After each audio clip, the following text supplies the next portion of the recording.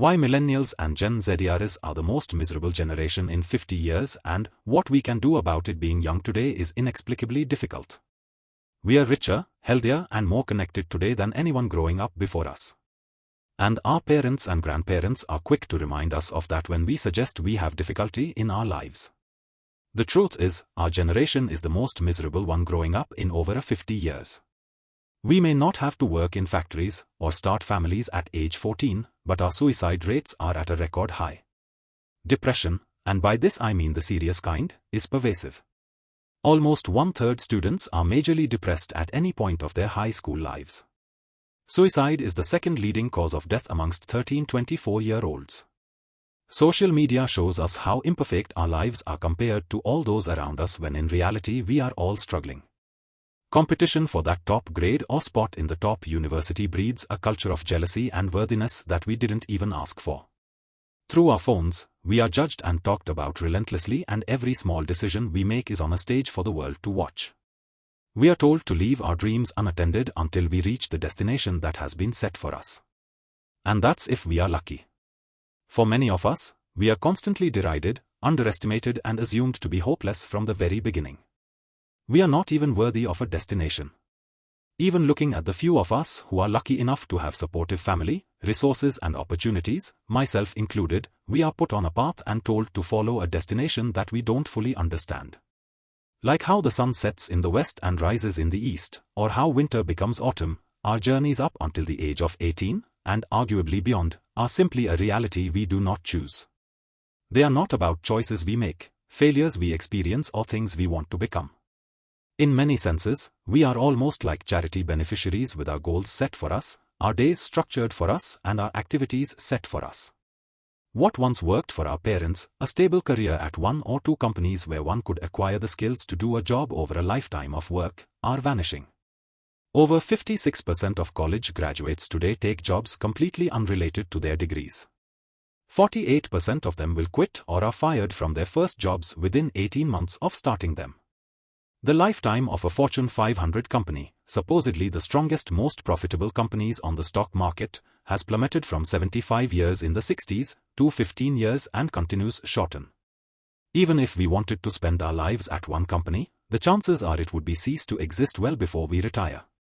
An exponential increase in innovation and a more connected world than ever mean that an education system once built for a lifetime of single-purpose work is defunct. Today's students are expected to choose 12 subjects, boil those down at age 15, on the basis of exams, to 6 or so, and from those 6 subjects determine a career interest in one of millions and millions of jobs.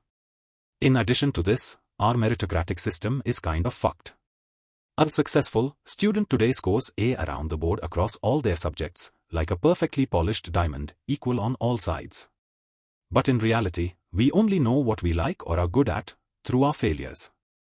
More importantly, in a world with more opportunity than we can all imagine, our education system doesn't help us at all in determining what lives we want to live, what problems we want to solve, what we want to do. In fact, if you adhered and flourished in the present education system, you are left almost the same way you started, without the slightest idea about what you might be particularly good at or particularly enjoy. That is all without even going into the fact that the choices about what we can choose to study for 18 years of our lives is determined for us by society. A society, it would seem, that has completely lost touch with the realities of the modern world, where jobs are in a constant state of flux, where there are more opportunities than ever, where I truly believe the world is your oyster. So what is the result of this? We spend our entire childhoods worrying about things we don't care much for, with the goal of getting into university, something we mostly don't question. We get to university and we get caught up between studies, exams and perhaps a lot of drinking. Don't worry, we say to ourselves, we'll take a job consulting or working in a big bank to find the time to figure out what exactly it is we want to do with our lives. We defer our important questions and dreams one more time. Then we get to the company and start our 9 to 5s. We find an incredible man or woman and we marry. The bills pile up and those dreams that used to scream at you fade away into the background. We lose jobs, gain promotions, and before we know it, are dead fish going with the flow. One day, we have kids and some of us realize what we missed and we try to help them find a path in this world we were never helped to understand, enjoy and make the most of. Instead of deferring our dreams, we defer our entire lives to the next generation. I don't dispute the value of today's education system. But I think we should spend more time connecting studies with the real world. One of the most frequent complaints I hear, and made myself, is how nothing you study or learn is applicable in the real world.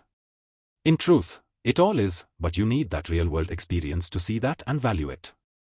Imagine being a high school student who is fascinated by video games, and as a part of their work, they were encouraged and facilitated to study online courses, with a mentor, in video game design and development. We shouldn't have to wait until college for this type of experience to become a reality.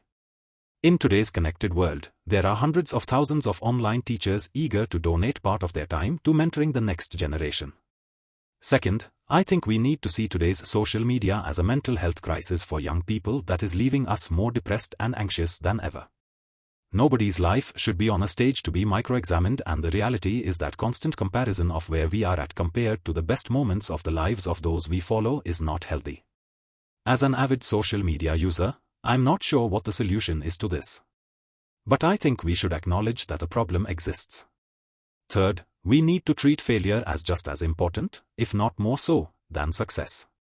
For young students today to identify their strengths and weaknesses, they need to understand that figuring out what they don't like is just as important as finding their strengths, and that there is immense value in failure. In a sense, I think of Simon Sinek's Lean Startup and Product Market Fit flywheel. Students must be encouraged to rapidly iterate by trying lots of new things and clearly identifying what they are passionate about and good at, and what they aren't.